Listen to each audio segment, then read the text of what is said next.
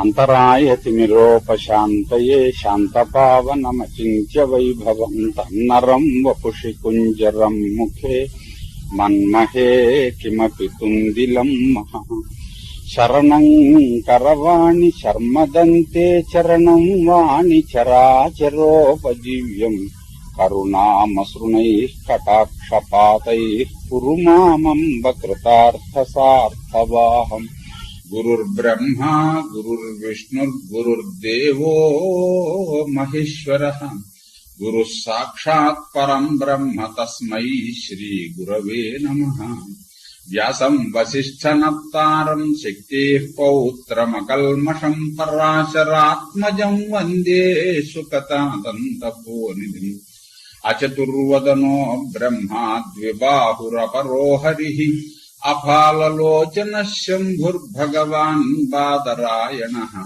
వంశీ విభూషితకరాన్నవనీరదాభాత్ పీతాంబరాదరుణబింబఫలాధరోష్ఠాత్ పూర్ణేందు సుందరముఖాదరవిందనేత్రాత్ కృష్ణాత్ పరం కిమపి తత్వమహం న జానే. గోష్పదీకృతవారాశిం మశకీకృతరాక్షసం రామాయణ మహామాలారత్నం వందే నీలాత్మజం.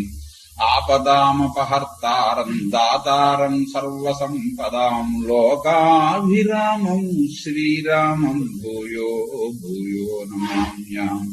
పూజ్యాయ రాఘవేంద్రాయ సత్యధర్మరతాయ చ భజతాం కల్పవృక్షాయ నమతాం కామధేనవే.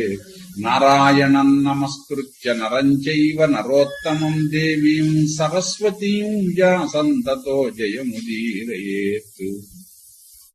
ఆయన విశ్రమించడానికి పడుకునేదాకా ఆయన పనులు చేసేదాకా ఈయన బొమ్మలో బ్రహ్మచారి నుంచోబెట్టాను అన్నమాట ఆవిడ జ్ఞాపకమే రాలేదు. అప్పుడు గుర్తు వచ్చింది. సరే ఆయన గారు విశ్రమిస్తున్నాడు, కంగారుగా పళ్ళెంగా అన్నం పెట్టుకుని పెడతానని అన్న తర్వాత వెళ్ళిపోకూడదు. అందుకోసం నేను ఇలాగే ఉంచుంది. అప్పుడు అన్నాన్ని తిరస్కరించినటువంటి దోషం వస్తుంది. 3 కేకల కంటే వెళ్ళిపోదు. భవతి భిక్షాందేహి భవతి భిక్షాందేహి భవతి. 3వ కేకకి సమాధానం కాకపోతే వెళ్ళిపోవాలి. పెడతానని అన్న తర్వాత పరిహరించి వెళ్ళకూడదు. వెళ్తేనేమో దాని అన్నాన్ని తిరస్కరించిపోయిన దోషం వస్తుంది. అందుకని పాపం ఇక్కడ అలాగే ఉంచుంది. వచ్చేటప్పటికి చిరాకు వచ్చింది. న్యాయమా, ఎంతసేపు నుంచోబెట్టావు, ఇది న్యాయమా అన్నాడు. నీ చేతిలో వీలు కాకపోతే అప్పుడు పోమంటే అప్పుడే పోయిండేవాడిని, మిగతా ఇళ్లలో తెచ్చుకునేవాడిని కదా అని ఉంచి ఉన్నాడేమో చిరాకు కొద్ది అన్నాడు. కాదు నాయన, నీకు పెట్టాలని భక్తితోటే నేను ఉండమన్నాను. ఇంతలోకి ఆయన వచ్చాడు, నువ్వు చూసావు కదా. ఆయన పనులు చూసేటప్పటికి ఆలస్యం. నిజానికి మర్చిపోయాను, ఈ అపరాధాన్ని నువ్వేమీ అనుకోకు. అది పూర్తి అయ్యేటప్పటికి జ్ఞాపకం వచ్చో పరిగెత్తుకుని వచ్చాను నేను. నీ మగడు అంత ఎక్కుడు, మనీషులు భూసులు అంత తక్కువే. పుణ్యానికి పెట్టినామని 3తో సమానంగా పెట్టమన్నారు అని సామెతలు ఇచ్చేస్తారు. ఆవిడ పుణ్యానికి భిక్ష పెడతాను అని చెప్పారంటే నీ మగడు అంత ఎక్కువే, మనీషులు భూసులు అంత తక్కువే నాకు తెలియదు. నేను పెద్ద పండితుడిని, బాగా చదువుకున్నటువంటి వాడిని, తపశక్తి సంపన్నుడిని. నాకింతగా నన్ను ఇక్కడ నుంచోబెట్టి ఇలా అవమానపరిచి ఆయన గారి కోసం ఇచ్చేస్తావు, వాళ్ళందరూ ఎక్కువ అయ్యాడా నేను తక్కువ అయ్యానా అని కళ్ళు ఎరగేశాడు. నేను గుడ్డుకొద్దిన కాదయ్యా, పైనుంచి నువ్వు కళ్ళు ఎరగేస్తే పడిపోవడానికి. స్త్రీకి భర్తయే పరదైవము. నేను బ్రాహ్మణ మాహాత్మ్యము నేను ఎరుగుదను. నీ వంటి తపశక్తి సంపన్నుడైనటువంటి వాడి పట్ల ఎలా ప్రవర్తించాలో కూడా నాకు తెలుసు. అగస్త్యుడు సముద్రాన్ని తాగేయలేదా, ఇంకొకడు ఏదో అడిగేలేదా, వీడు ఇచ్చేయలేదా. అంచేతను మహర్షులు మహాత్ములు బ్రాహ్మణులు వారి శక్తి నాకు తెలుసు. అయితే నేను చేయవలసినటువంటిది, అన్నింటికంటే ముందు చూడవలసినటువంటిది పతిసేవ. అందుకోసం అలా చేశాను. నీకు ఇంత కష్టం ఎందుకు వేసిందో కూడా నాకు తెలుసు. నువ్వు కళ్ళు ఎర్ర చేసేటప్పటికి కొంగ పడిపోయిందని నీకేమో గొప్పవాడిని నువ్వు అనుకుంటున్నావు. అది కొంత శక్తి నీకు వచ్చిన మాట నిజమే, కానీ అంతతో నీకు గొప్ప వచ్చేసిందని నువ్వు అనుకోకు అంటే. మాతాపుత్రులు శుశ్రూష చెయ్యాలి, స్వధర్మాన్ని అనుష్ఠించాలి, క్రోధాన్ని జయించాలి, సత్యాన్ని అవలంబించాలి, అహింసా వ్రతాన్ని ఆచరించాలి. ఇవన్నీ ఉంటే బ్రాహ్మణ్యం నిలుస్తుంది అని ఆలస్యం అని చెప్పిన కళ్ళెర్ర చేసి ఇంత కోపపడి నా మీద కోపపడితే నేను చూసుకున్నట్టయ్యా, ఎవడ ధర్మం తిరిగి పతిసేవ చేయడం అనేది నా ధర్మం. నా ధర్మాన్ని నేను అనుసరిస్తూ ఉన్నంతగా నాకు ఏ విధమైన ఇది లేదు. అయితే వచ్చిన నీ వంటి బ్రహ్మచారికి సత్కరించవలసినటువంటి అవసరం కూడా ఉన్నది.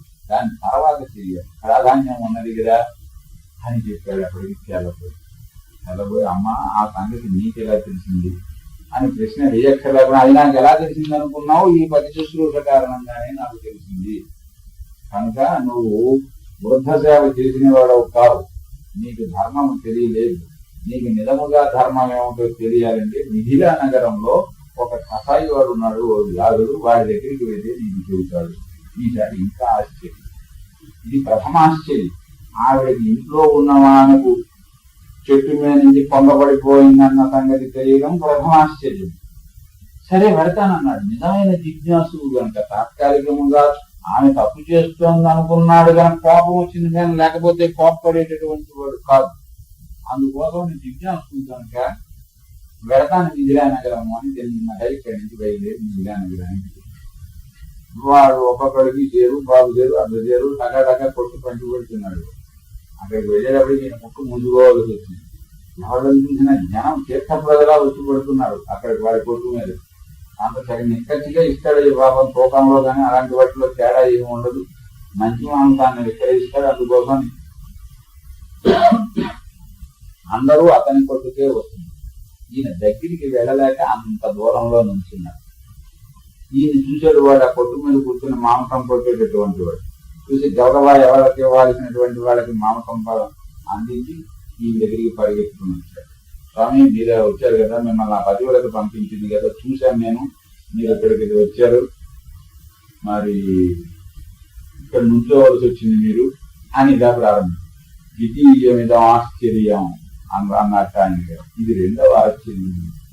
ఇంట్లో కూర్చున్న పతివులకే ఆవిడికే ఇంత తెలిసింది ఆ సంగతి అని అనుకుంటే, ఇన్ని మైళ్ళ దూరంలో ఉన్నాడు వీడు, ఆవిడ నన్ను పంపించిందన్న సంగతి కూడా అయితే పైగా కసాయి పని చేసేవాడు. ఆవిడ పోని ఒక ఏదో తన ధర్మాన్ని ఆచరించేటటువంటి ఒక ఉత్తమ బ్రాహ్మణుని భార్య. అందుచేతను ఆ జ్ఞానం కారణంగా, ఆ తపశక్తి కారణంగా ఆవిడికి ఏదో వచ్చింది అని కొంత అని అనుకుంటాం. వీడు చేసే పని ఏమిటి, ఇక్కడ కసాయి పని చేస్తున్నాడు, మాంసాన్ని కొడుతున్నాడు. వాడికి దివ్య జ్ఞానం ఎక్కడి నుంచి వచ్చింది, నేను అక్కడి నుంచి ఇలా వచ్చాను, ఇది ద్వితీయమిదం ఆశ్చర్యం అనుకుని ఆ మాటే అన్నాడు.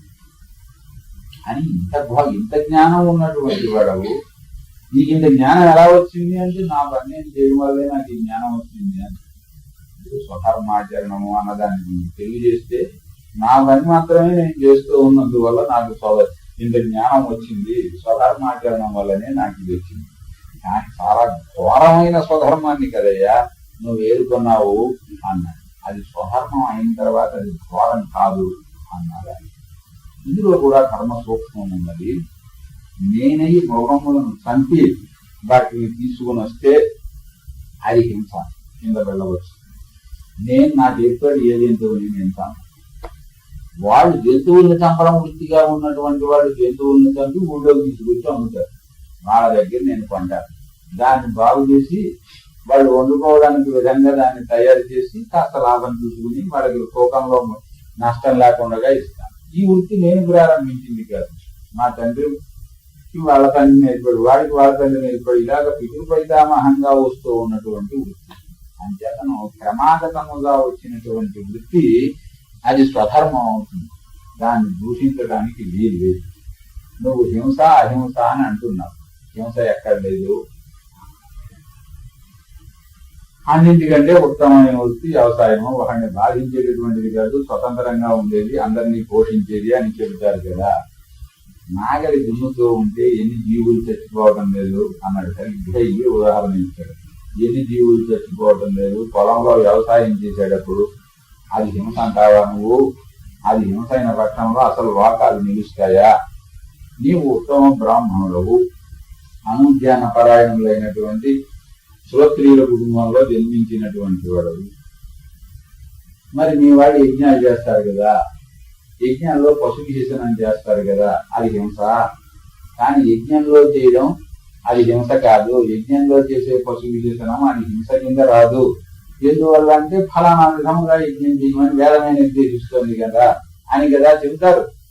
అదే విధముగా కృషికుడు వ్యవసాయం చేసేటప్పుడు ఇలాంటి జీవులు ఏమైనా పోతే అది హింస కాదు అని చెబుతున్నారు.